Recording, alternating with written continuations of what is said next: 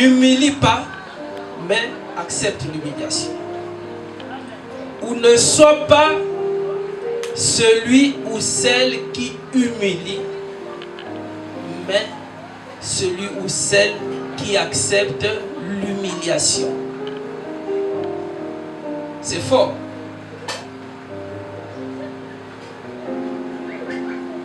Ne sois pas celui ou celle qui humilie, mais celui ou celle qui accepte l'humiliation.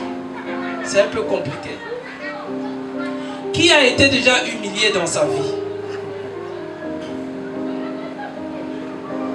Ah, gloire au Seigneur, vous n'avez jamais été humilié. Qu'est-ce qu'on avait dit, papa Tati? L'humiliation en Kituba, c'est quoi? Parce que peut-être que c'est trop fort, on peut confondre l'humiliation. En lingala, c'est quoi l'humiliation? Oh. Mais ce mot-là est trop fort. Hein? Comment on dit Koufoueza? Koufoueza. Ah, Koufoueza. Non, Koufoueza, c'est... On dirait que ça veut dire autre chose. Hein? Bon, humilier quelqu'un, c'est quoi? Hein? Vous t'allez ça? Sony. Oui. Humilier, faire honte à quelqu'un, mais c'est plus que ça. C'est trop faible. Mais donc quoi? En lingala, c'est quoi? Kokiti-sama. Non. Non. Kokiti-sama, ça c'est dans le sens de s'humilier. Mais humilier, kokiti-sa. Ah, ça c'est profond. En réalité, quand on humilie quelqu'un, on le touche dans son amour propre, on le rabaisse. Hein, c'est ça. C'est-à-dire que, en lingala, c'est bien dit là. Kokiti-sa. Hein? C'est-à-dire que tu n'as plus de la valeur. On te rabaisse. On te fait honte. Hein, on te fait honte. On porte même atteinte à ta dignité. Hein? C'est-à-dire que on peut dire ça, qu'aussi ça, comme moto. Oui, maman. Bah, c'est ça.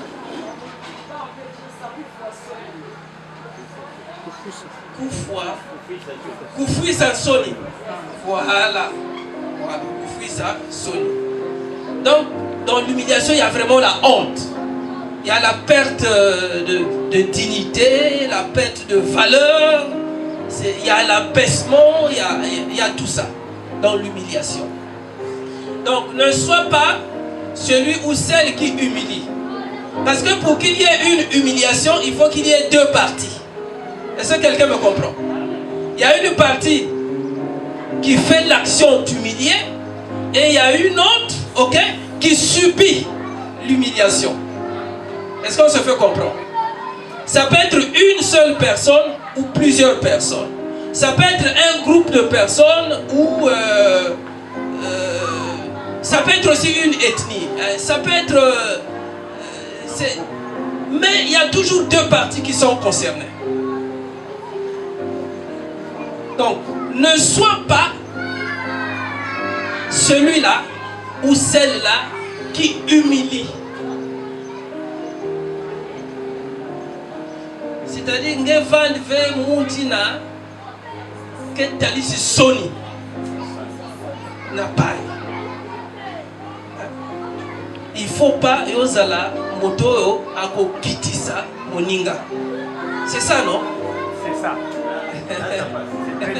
Je parle bien, lingala. Enfin, je me débrouille.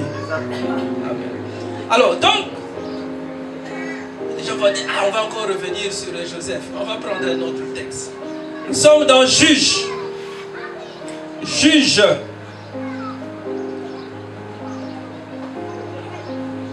Juge. Juge, chapitre 11.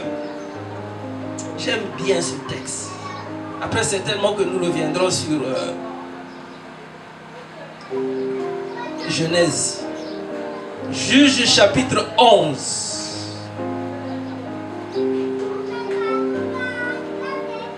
Dans d'autres versions, au chapitre 11, vous avez un sous-titre, c'est écrit Jephthé.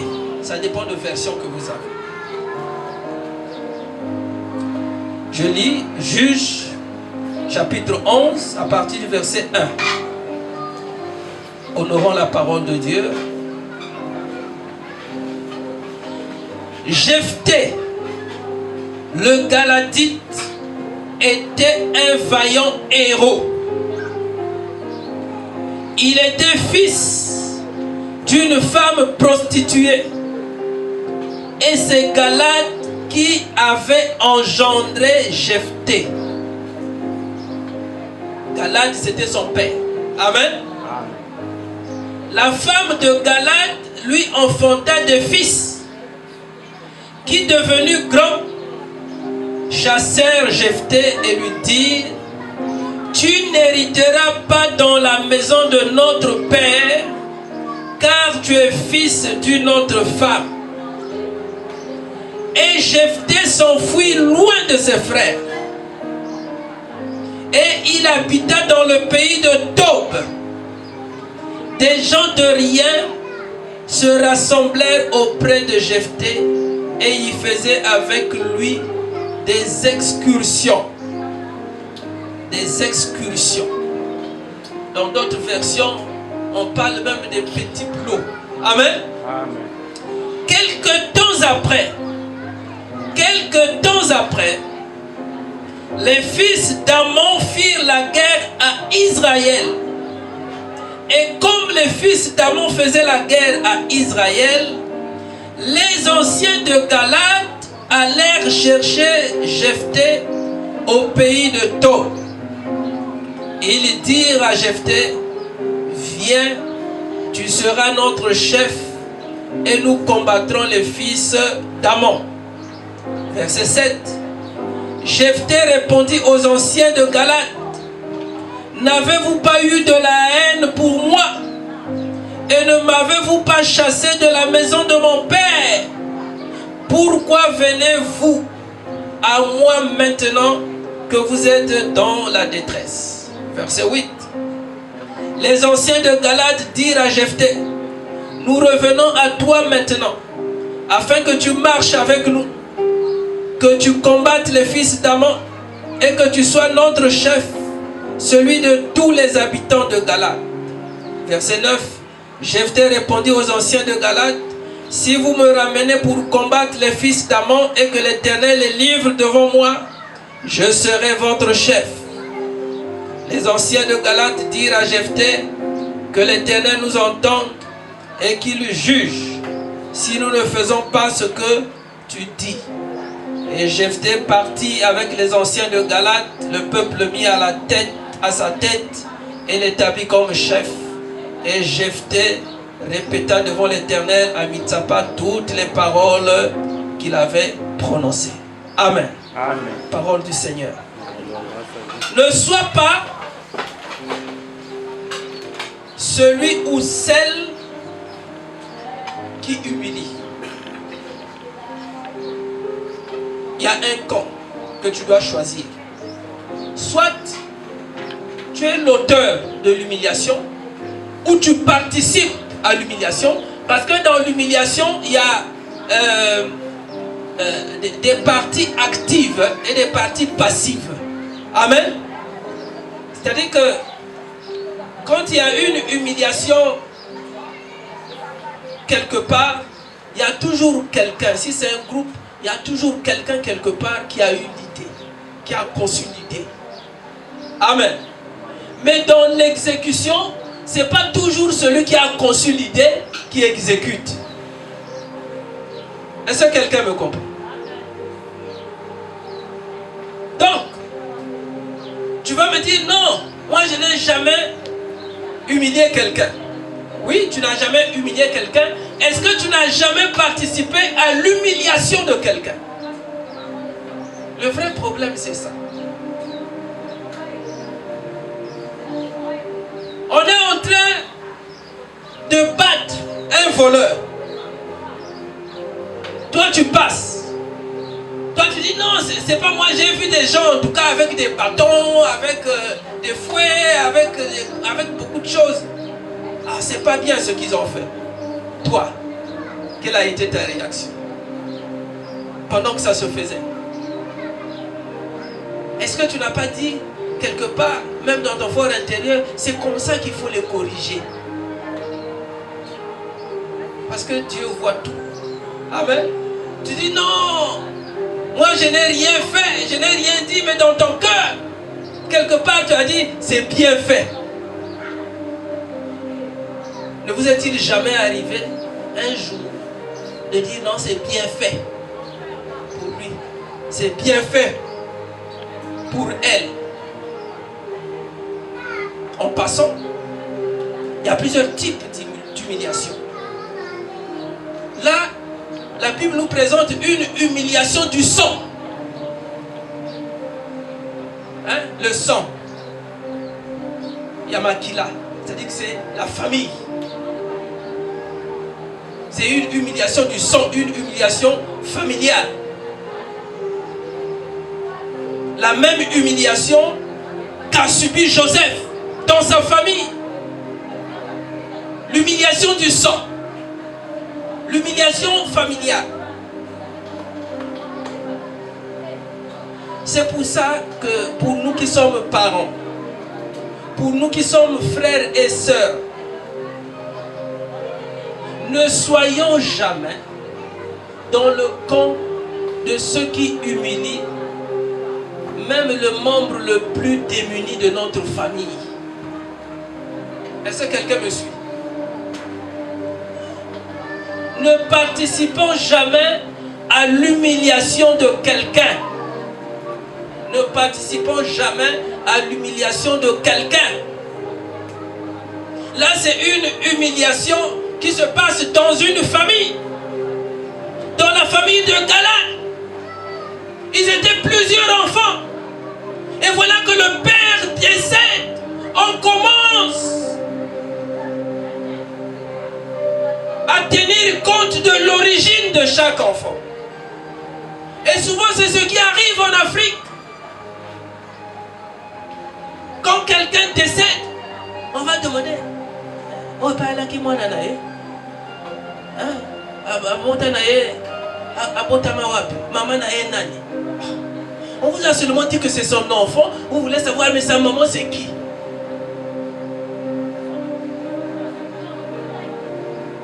Beaucoup de familles se sont disloquées parce que il y a eu des frères et des sœurs qui ont accepté que d'autres frères et d'autres sœurs soient humiliés. Alors que nous avons grandi ensemble. Lorsque les gens nous voyaient, ils disaient, oh, fils de Goma, fils d'un tel, fille d'un tel. Maintenant que papa n'est plus, maintenant que maman n'est plus, on commence à nous distinguer. On commence à nous distinguer. L'humiliation du sang. On se reconnaît être frères et sœurs lorsque généralement les parents sont encore en vie.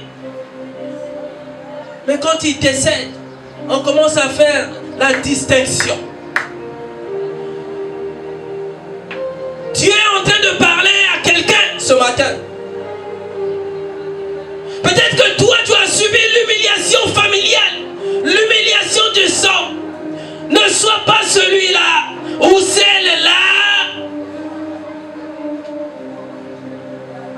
qui va humilier l'autre ou les autres.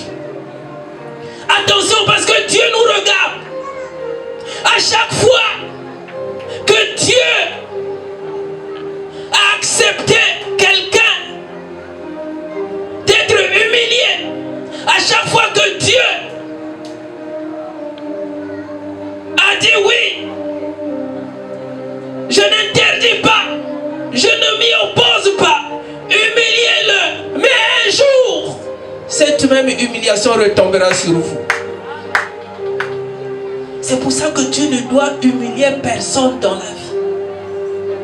On va dire, ah, le pasteur a dit seulement dans la famille. Non. Même à l'église, tu ne dois humilier personne. Personne. Pasteur Enoch, parce qu'on ne sait jamais. Aujourd'hui, tu es pasteur assistant. Peut-être que demain, il y a un des enfants que tu vas humilier ici qui sera pasteur. On ne sait jamais. La vie, c'est compliqué. La vie, c'est compliqué. Mais dans nos familles, souvent, c'est comme ça que ça se passe. Des frères, moi, j'en connais. Même dans ma famille. Des frères et des sœurs, nés des mêmes pères, d'une même mère, mais qui ne se parlent plus. C'est dangereux. À cause des biens de ce monde.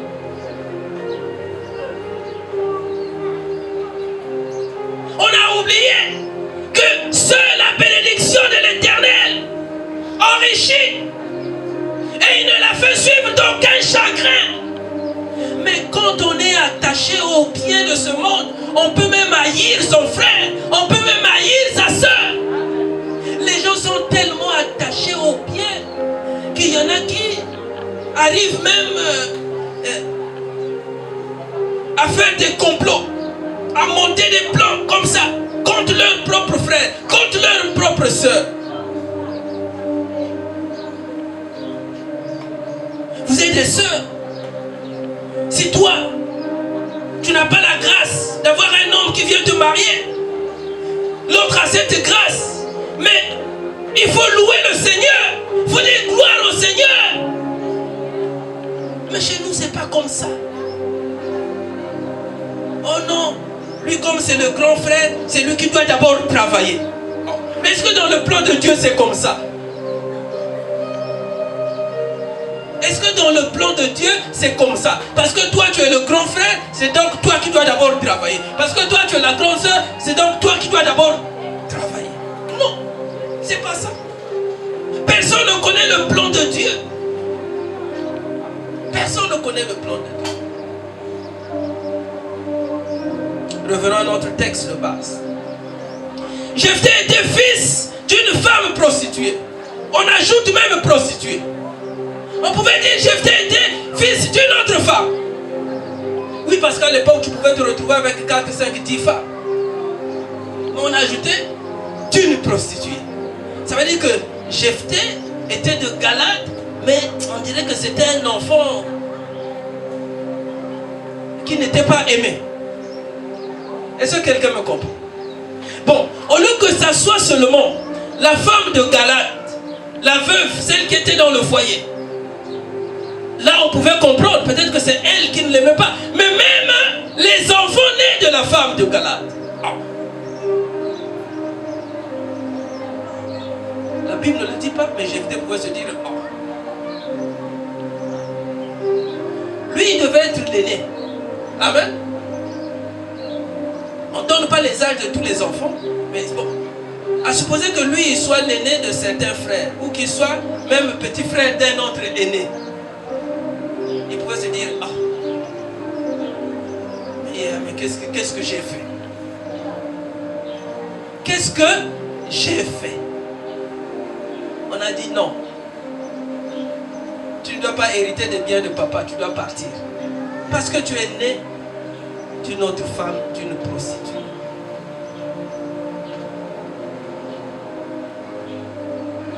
Jephthé a accepté l'humiliation. L'acceptation de l'humiliation ne veut pas dire une faiblesse. L'acceptation de l'humiliation ne veut pas dire l'absence de Dieu. Est-ce que quelqu'un me comprend? Jephthé n'a pas résisté.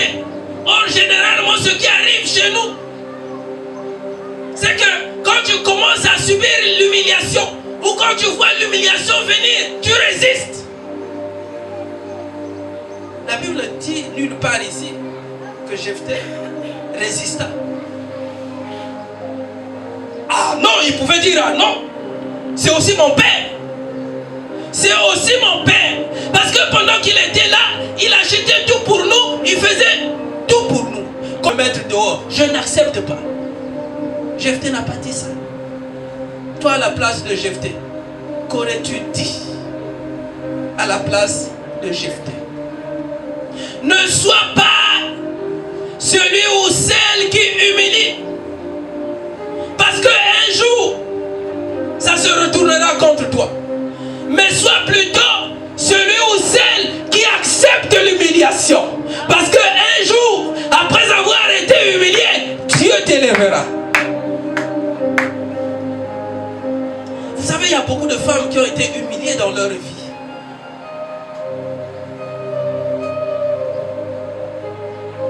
Pendant que je suis en train de prêcher, j'entends une voix dire: ah, il y a le sakana dans la vie à mon.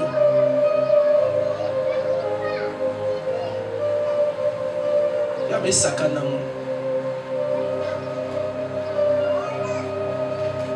C'est ce que tu es en train de dire. Humainement, on te comprend.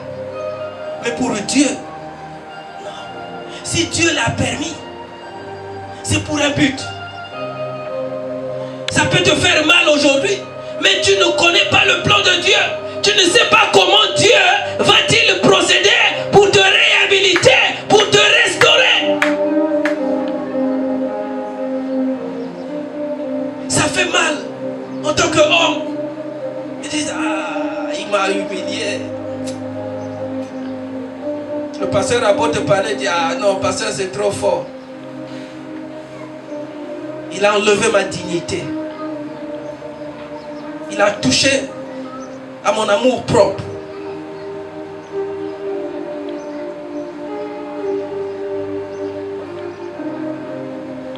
C'est comme si je n'étais pas une femme. C'est comme si je n'étais pas un homme. Il m'a jeté. Quand je dis ça, les sœurs sont contentes, mais aussi les sœurs qui jettent les hommes. Ah oui. Gloire soit rendue à Dieu, papa Alain. Ta femme ne t'a pas rejeté. Il faut être content, il faut dire gloire au Seigneur. Mais il y a des hommes comme ça qui ont été rejetés, tout simplement parce que ils sont passés par des moments difficiles. Tels que toi. Tu ne peux même pas avoir un front. Tu ne peux même pas te lever pour faire ce que tu faisais.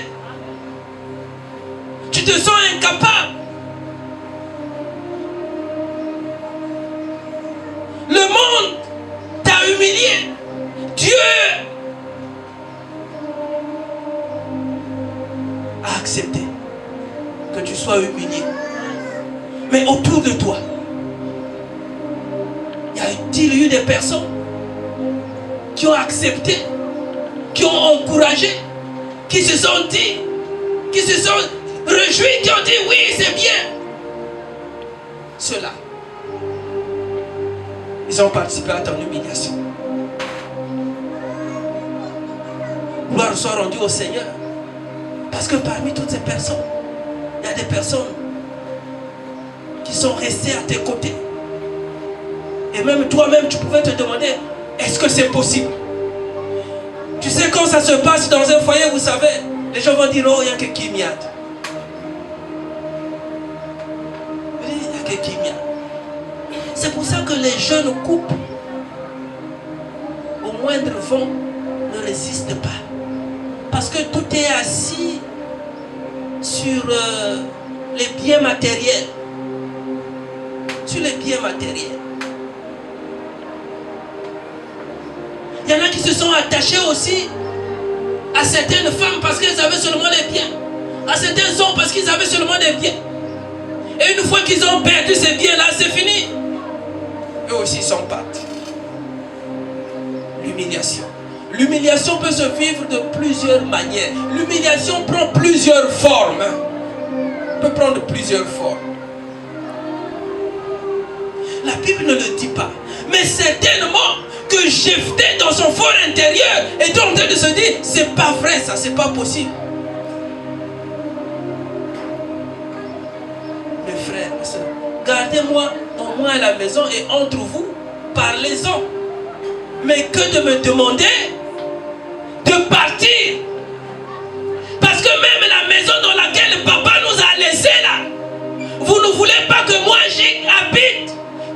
continue à y habiter, il y a un problème. On l'a chassé. On l'a chassé. On l'a chassé. Vous savez, quand on met quelqu'un dehors, quand on chasse quelqu'un, c'est une forme d'humiliation. C'est une humiliation qui n'est pas seulement verbale, mais elle est morale, elle est physique. Il y a beaucoup de gens dans la vie qui ont déjà subi de telles humiliations. On te dit, sors. Ah, il y a des sœurs qui ont subi ça. Allez, sors. Ah. Mais papa, tu me dis, demande de sortir, je vais aller où? Non, sors. Ah. Surtout vous les jeunes, là, le jour où on te met dehors, pars. Hein? Faut pas parler, pars pour toi. C'est pas la fin du monde. Amen. Si Dieu est au contrôle, Dieu va faire. Dieu va faire. À moins que je meure, mais tant que Dieu me garde en vie, ça veut dire qu'il y a de l'espoir. Il faut partir. Si on te fait sortir d'une maison, pars. Ne résiste pas. Si on te demande de partir, il faut partir. Accepte cette forme d'humiliation. Elle n'est pas éternelle. Aucune humiliation n'est éternelle. Est-ce que quelqu'un me comprend? Joseph a été humilié plus d'une fois. Humilié par ses propres frères. Humilié même par Potiphar. Humilié. Partout où il est passé, il n'a fait que subir l'humiliation des hommes. Il a été humilié. Plus d'une fois. Certainement que vous êtes nombreux ici à avoir été humiliés. Ah, mais pasteur, moi on m'a déjà humilié 3 fois. Même si c'est 5 fois, même si c'est 10 fois, ce n'est pas un problème. Ce n'est pas un problème. Alors Joseph est parti.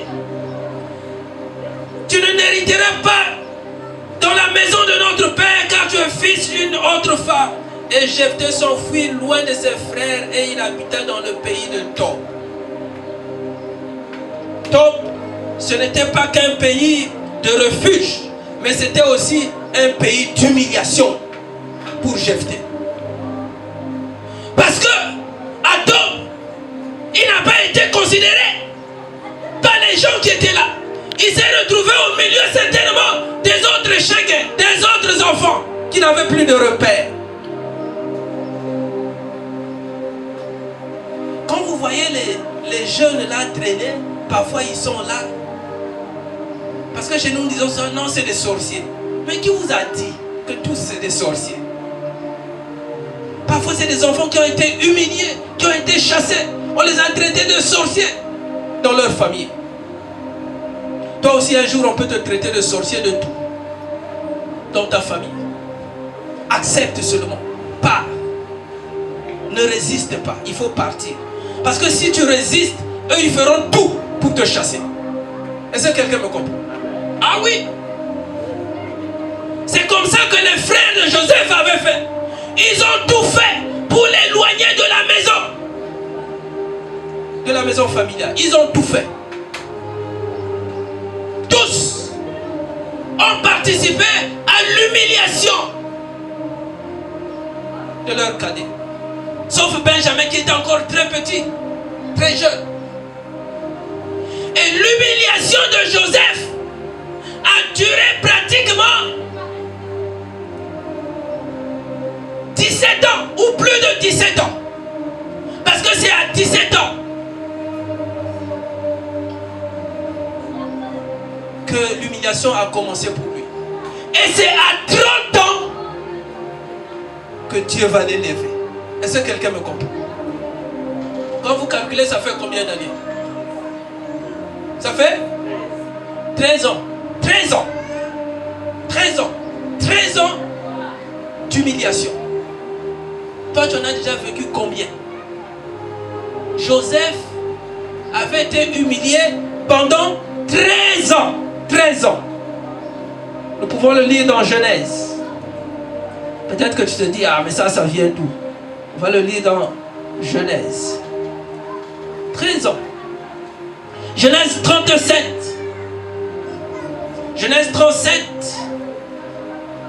À partir du verset 2. On commence au verset 1 Jacob demeura dans le pays de Canaan où avait séjourné son père. Voici la postérité de Jacob, verset 2. Joseph, âgé de 17 ans, faisait perdre le tout. Et les événements ont commencé à se succéder à partir de l'âge de 17 ans. À partir de l'âge de 17 ans, les choses ont commencé à s'accélérer. Genèse 41. Genèse 41, verset 46. Genèse 41, verset 46. Joseph était âgé de 30 ans lorsqu'il se présenta devant Pharaon, roi d'Égypte. Et il quitta Pharaon et parcourut tout le pays d'Égypte. C'est là où il a commencé à recevoir la gouvernance de l'Égypte. 30 ans. Il avait maintenant 30 ans. Donc 13 ans en train de souffrir. En train de souffrir. De la citerne à la prison, en passant par les Madianites, il a souffert. Même s'il s'est retrouvé dans la maison de Potiphar, mais après c'est fini. Ça s'est terminé par la prison. Pendant toutes ces années, ce n'était pas pendant des mois, pendant plusieurs années, il a souffert. Tous ses frères. Même Ruben qui était venu dire, non, ne faisons pas ceci, faisons seulement. Même lui aussi, il a participé à l'humiliation de Joseph. Oui, tous. Tous ont participé à l'humiliation de leurs frères. Même Judas, lui aussi. Tous, ils ont participé à l'humiliation de leurs frères. Tous. Mais nous reviendrons sur ça certainement au cours d'un séminaire. Joseph a voulu rendre la pièce de la monnaie. Parce qu'il leur a fait subir quelque chose de grave. Quand il a été établi, nommé Premier ministre. Oui. Il les a reconnus. Il les a vus venir. Parce que Dieu a créé la faim. Nzala. Et papa avec ses enfants, c'était compliqué. Il a dit non, allez en Égypte parce que là-bas au moins, vous pouvez avoir quelque chose à manger. Parce que moi ici, je ne peux pas. Et quand ils arrivent là-bas, le grand chef, c'est Joseph. Ils ne l'ont pas reconnu, mais eux, il les a reconnus. Il les a fait marcher. Il leur a demandé de se présenter à lui d'abord. Vous êtes qui? Vous venez d'où? Non, nous sommes fils d'un même père. En réalité, nous étions 12. Il y a un qui n'est plus, mais il y a le plus jeune qui est resté. Il dit, bon, je garde un prisonnier ici, parmi vos frères. Vous repartez chercher le plus jeune là. Là, je vous donne un peu à manger et tout. Après, vous allez revenir. Votre père, il vit encore? Oh oui, il vit. Joseph les avait reconnus. Amen. Il savait qu'il s'adressait à ses frères. Mais non, Joseph n'est pas sérieux. Là, il n'a pas été sérieux. Il leur a dit, bon, les yaya là, le mal que vous m'avez fait là, Dieu l'a rendu en bien. Je vais d'abord vous humilier un peu. Pas trop, un peu seulement. Parce que je vous demande d'aller chercher seulement le Benjamin là. Comme vous avez dit que vous avez un dernier. Donc Benjamin. C'est pour ça que quand on vous donne le prénom de Benjamin, ça veut dire que c'est le dernier. Amen. Il a dit, bon, moi pour être sûr que vous allez revenir avec le dernier là, on dit, parce qu'il y a aussi le père. Bon, moi c'est beaucoup plus le dernier là. Bon, donc je garde un ici en otage prisonnier. Siméon. On a gardé, Joseph avait gardé son propre frère comme otage. Il savait qu'il avait affaire à ses frères. Il savait. J'ai suivi une prédication quelque part, un grand homme de Dieu en train de prêcher la semaine passée. Il dit non, en tout et pour tout, Joseph ne s'est pas plaint, Joseph n'a rien. C'est faux. C'est faux. Il faut qu'on le corrige. Il faut lui dire non, apporte ce que vous avez dit là, c'est faux. Ah, parce que tout le monde lit la Bible. Hein? Pasteur Renaud, quand tu viens affirmer les choses ici, il faut être sûr que tu as lu. Amen. Sinon, derrière, il y en a qui vont dire ah non. Le pasteur a dit faux. Ah oui. Oh non, Joseph, en tout et pour tout, Joseph n'a pas réagi, Joseph n'a rien fait. Ah si. Quand les frères sont arrivés devant lui, il les a reconnus. La Bible dit en réalité, lui il les a reconnus, mais ses frères ne l'ont pas reconnu. C'est là où il les a fait marcher. Humainement, Joseph avait encore mal. Il avait encore mal. Il a dit, vous devez marcher. Vous devez faire des centaines de kilomètres. Repartez chez votre père là-bas. Repartez. Ramenez-moi le plus jeune là. Mais entre-temps, toi, Siméon, je te prends en otage. Ils n'ont pas su que c'était leur frère. Mais lui, il savait. Il savait que c'était ceux-là qu'il avait humilié. C'est pour ça que dans la vie, ne sois pas celui ou celle qui humilie. Parce que d'une manière ou d'une autre, ça va retomber sur toi. D'une manière ou d'une autre, ça va retomber sur toi. La Bible dit, alors que Jephthé était dans le pays de Tob, en train de faire des excursions, en train de faire des petits boulots avec les gens de rien, c'est en ce moment-là qu'une guerre va éclater. Et quand la guerre éclate, les choses sont devenues compliquées. Il faut aller chercher Jephthé. Vous savez, généralement, les gens qui sont humiliés, ils ont toujours quelque chose. Ils ont une chose que Dieu met en eux. Peut-être que vous ne l'avez jamais su. Ou peut-être que vous le savez, mais vous faites exprès. C'est-à-dire que souvent, il y a quelqu'un que vous humiliez là, tout ça. Mais il a quelque chose que Dieu a mis en lui. Ça, vous ne pouvez pas le lui enlever. C'est pas vrai, ça. Vous ne pouvez pas le lui enlever. Parce que Dieu sait que c'est à partir de cette chose-là qu'il fera éclater sa gloire. Pendant que Jephthé était en train de grandir avec ses frères, on voyait que Jephthé était quand même un jeune homme fort. Amen. Ah oui, cette force-là venait de Dieu. Et Dieu a permis que, ça c'est la volonté permissive de Dieu. C'est-à-dire que ça peut faire mal à quelqu'un, ça peut faire mal aux hommes, mais quand Dieu le permet, c'est pour un but. Dieu a permis que Jephthé puisse s'enfuir avec cette force qu'il avait, parce qu'un jour, il allait se servir de cette force-là pour réhabiliter, pour restaurer Jephthé. Mais est-ce que Jephthé lui-même le savait? Je ne pense pas. À coup sûr, Jephthé à Tob là-bas, c'est quelqu'un. Vous savez, quand vous voyez des enfants là, dans la rue, les gens traîner dans la rue. Il y en a qui ont perdu leurs parents, il y en a qui ont encore des parents ici, mais ils ont été chassés de la maison familiale. Quand ils se retrouvent entre eux, vous ne savez pas à quoi ils pensent. J'imagine Jephthé avec ses amis, en train de faire des petits boulots, en train d'aller soulever des trucs ailleurs, quelque part.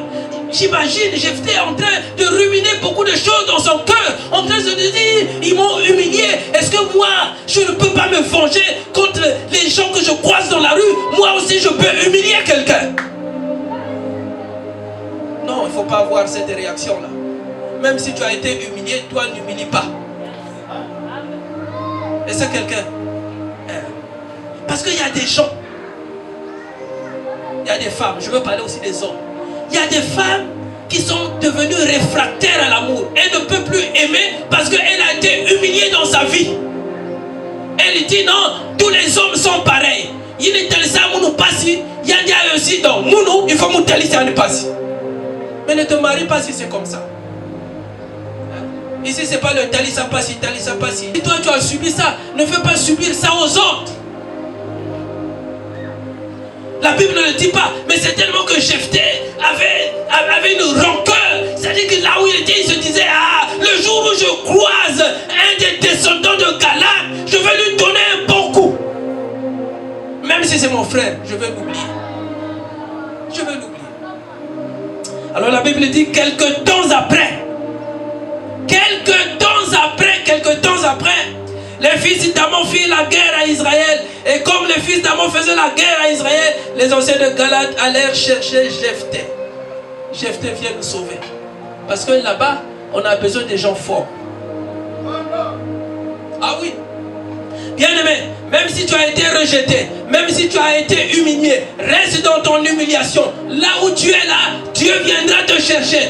Dieu suscitera un homme, une femme pour te lever, pour te restaurer. Ne cherche pas à savoir comment. Non. Il ne faut pas avoir l'esprit de vengeance. Parce que généralement, quand on est humilié, c'est ça. Les gens qu'on a humiliés, c'est des gens qui ont l'esprit de vengeance. Parfois, tu pries même. Tu dis, hey, l'homme là, il faut que Dieu, il faut le punir, il faut le punir, il faut le punir, qu'il ne se marie pas. La femme là, il faut la punir, il faut la punir. D'ailleurs, que l'opprobre tombe sur elle. On fait même des prières pour ça, pour maudire. Parce que c'est la personne qui a été à l'origine de ton humiliation. Oui. Alors, il dit à Jephthé, viens, tu seras notre chef. Et nous combattrons les fils d'Amon. Regardez la réaction de Jephthé. C'est pour ça que je dis, pendant qu'il était là à dos, Jephthé n'était pas tranquille. Il disait, il faut un saut qui s'arrête. Un jour, le jour où je vais croiser un de mes frères là, aïe, on va voir. Mais il a croisé, parce que parmi ceux qui étaient venus, il y avait des membres de sa famille aussi. Alors la Bible dit, et c'est Jephthé qui répond aux anciens qu'on avait envoyés. N'avez-vous pas eu de la haine pour moi? Et ne m'avez-vous pas chassé de la maison de mon père? Jephthé, mon Kanda.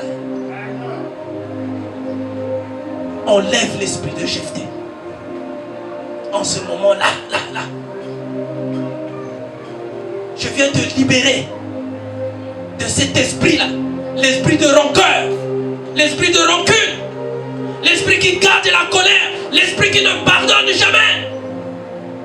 L'esprit qui ne fait pas de concessions. Il faut que tu te libères. C'est une forme de prison. Parfois Dieu veut te lever, mais c'est cela qui fait que ta promotion, que ton élévation tarde. Ah oui, c'est ça. L'esprit de rancune. L'esprit de Jephthé. Tu peux parler de Jephthé, mais cet esprit-là, c'est pas un bel esprit. Non. Que Dieu te libère de l'esprit de vengeance. Que Dieu te libère de l'esprit de rancune. Même si tu retrouves dans ta vie celui qui t'a fait du tort, quand tu le vois, bénis le nom du Seigneur. Oui. Ne maudis pas, mais au contraire, bénis. C'est comme ça qu'il faut faire dans la vie. Moi, je l'ai expérimenté dans ma vie. Ma propre tante qui m'avait maudit. Mais quand on m'appelle, je dis oui, je vais envoyer. On a besoin de ceci. Elle pleure, elle dit papa, moi, je dis d'accord. Je t'envoie. Je bénis le Seigneur, que le Seigneur lui accorde encore des années. Elle est déjà vieille, elle a déjà plus de 90 ans. Alors qu'elle m'avait maudit. Quand elle m'appelle, parce qu'elle m'avait dit, elle donne le téléphone, elle demande, appelez-moi papa, parce que je porte le nom de leur père. Elle dit, en tout cas, moi vraiment, ça ne va pas. Elle me parle en pas de dire, ça ne va pas, est-ce que tu ne peux pas? Je dis, d'accord, je vais envoyer. Parfois, quand j'envoie, là, je n'ai pas grand-chose, mais j'envoie. Est-ce qu'en ce moment-là, toi, à ma place, je ne pourrais pas dire, si c'est seulement toi, tu n'as qu'à même mourir. Tu sais que c'est ton père qui est-ce qu'aujourd'hui, tu peux bénir Dieu pour ton père? Tu peux demander à Dieu de faire descendre ta bénédiction sur ton père qui t'a humilié. Est-ce que tu es capable de le faire? Parce qu'il y a des fois où on oublie que notre élévation est proche. Mais comme nous avons gardé beaucoup de choses dans notre cœur, Dieu n'arrive pas. Dieu n'arrive pas. Il se dit non, tant que tu ne te libères pas, tant que tu ne sors pas de cet esprit, je ne vais pas te bénir. Oh, ben papa, ben non, ben papa, ben non, papa, ben gendoki, papa, ben gendoki, papa, ben gendoki. Non, maman, ne dis pas ça aux enfants, ne dis pas ça aux enfants, ne dis pas ça aux enfants. Tu es en train de retarder leur élévation. Tu es en train de bloquer ce que Dieu veut faire dans leur vie. Parce que Dieu est sur le point de réaliser des grandes choses. Mais tu es en train de les bloquer. Sortez de cet esprit. Sortez de l'esprit de vengeance. Sortez de l'esprit de rancune. Sortez de l'esprit de Jephthé. Alléluia. Seigneur, merci. N'avez-vous pas eu de la haine pour moi? Et ne m'avez-vous pas chassé de la maison de mon père? Pourquoi venez-vous à moi maintenant que vous êtes dans la détresse? Bien-aimé, je suis venu t'annoncer une chose. Le jour où ton père, qui t'a mis dehors, qui t'a chassé, le jour où un frère, un membre de ta famille t'a chassé, même si c'est ton père, même s'il est encore en vie, un jour il reviendra vers toi. Il faut que tu l'acceptes. Ne lui rappelle pas les choses passées. Il faut au contraire glorifier Dieu parce que ton élévation dépend. Je suis en train de prêcher. Ce matin, Dieu est en train de parler à quelqu'un. Dieu est en train de parler à quelqu'un. Ne pose pas cette question. Ne pose pas cette question. Parce qu'il y a des fois où tu te dis, je vais voir si ton père est encore en vie, si ta mère est encore en vie, si ton oncle est encore en vie. Tu te dis, je vais voir. Un jour, j'ai subi l'une des plus grandes humiliations que je n'avais jamais subies alors que j'étais encore jeune. Je venais d'avoir mon PPC.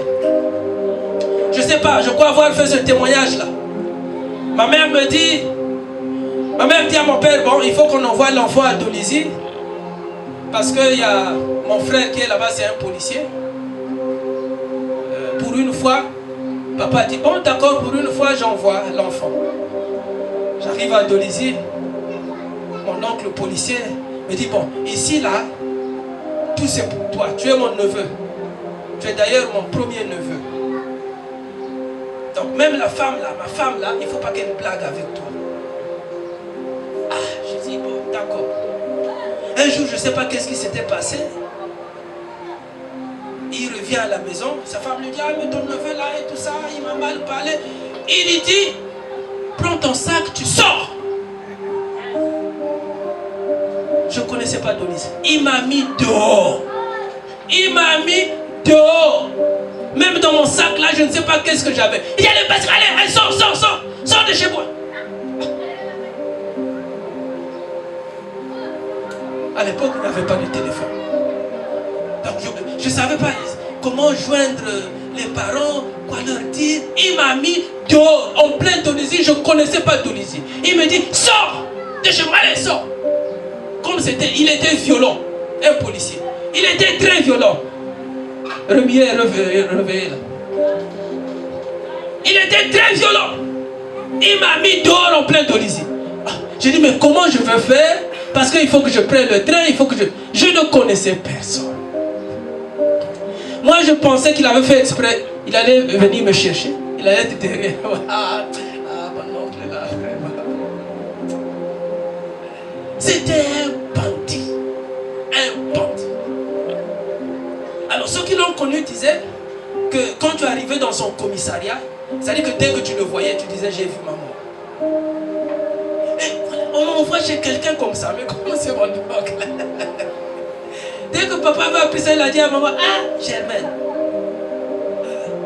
On envoie l'enfant, il avait dit, non, c'est lui-même qui a demandé tout ça.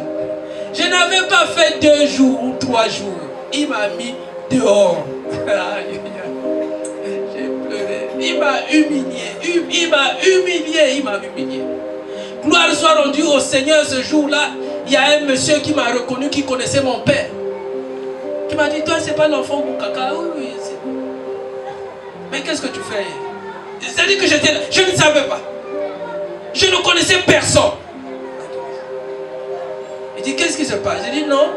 Et j'étais chez un homme qui m'a dit. Il dit, c'est où? J'ai dit, je ne peux même pas me retrouver, je ne sais pas. Je ne connais pas très bien l'Indonésie. Il dit, bon, d'accord. Moi, je vais m'occuper de toi, je vais payer le billet, je vais faire tout ce qu'il faut. Il faut rentrer, il n'y a pas de problème. C'est lui qui s'est occupé de moi. Sinon, je passais même la nuit dehors. Mais plus tard, quand je commençais à apprendre que mon oncle a été très malade, des fois où on m'appelait, mais il y a ton oncle là qui est malade, il y a ton oncle. Même quand il venait nous rendre visite. Parce que moi, souvent, on m'appelait Mbemba. Mbemba, ça va? Je dis oui, ça va, donc. D'accord. Mais dans mon cœur, quand je le voyais, c'est comme si je voyais un démon. Vous n'avez jamais vu dans la vie, il y a des gens, quand vous les voyez, c'est comme si vous avez vu le démon.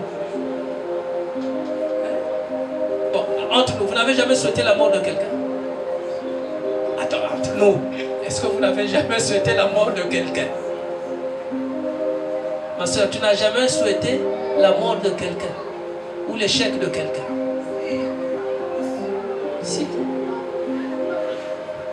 Mais Dieu m'a délivré de l'esprit de vengeance. Et souvent ça se passe dans la famille. Il y a beaucoup de choses à dire, mais on risque de déborder. Je n'ai pas envie de déborder comme on déborde ailleurs. Pendant que je suis en train de prêcher, il y a une voix qui me dit, c'est ça qui bloque l'élévation de tel enfant. L'esprit de vengeance, l'esprit de haine. Même si en retour, tu ne reçois pas l'amour, mais toi sèmes l'amour. Libère-toi de la vengeance. Libère-toi de la haine. Libère-toi de la rancune. Ne sois pas comme Jephthé qui pose des conditions. Quand Dieu passe par quelqu'un pour t'élever, quand tu vois une porte s'ouvrir, ne pose pas de conditions. Tu dis tout simplement, Seigneur, si c'est toi, fais de moi ce que tu veux. Cette prédication va changer la vie de quelqu'un ce matin. Tu es en train de me demander d'insister. Tu es en train de me demander d'insister, d'insister, d'insister.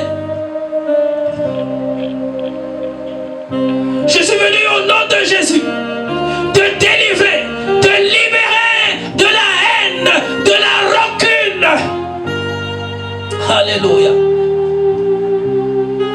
Que le cœur de Pierre soit changé en cœur de chair.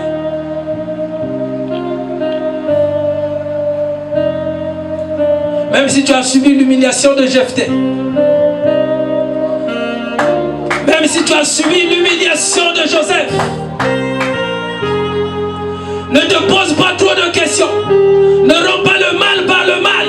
Ne romps pas l'humiliation par l'humiliation. Parce que Dieu est en train de voir l'état de ton âme. L'état de ton âme. Certainement que Dieu veut t'amener à un certain niveau de restauration, d'élévation. Mais quand il voit ton cœur, quand il voit ton âme, il se dit non, tu n'es pas prêt à pardonner. Dieu te demande de pardonner. Oh, un jour, notre Maître, le Seigneur Jésus, a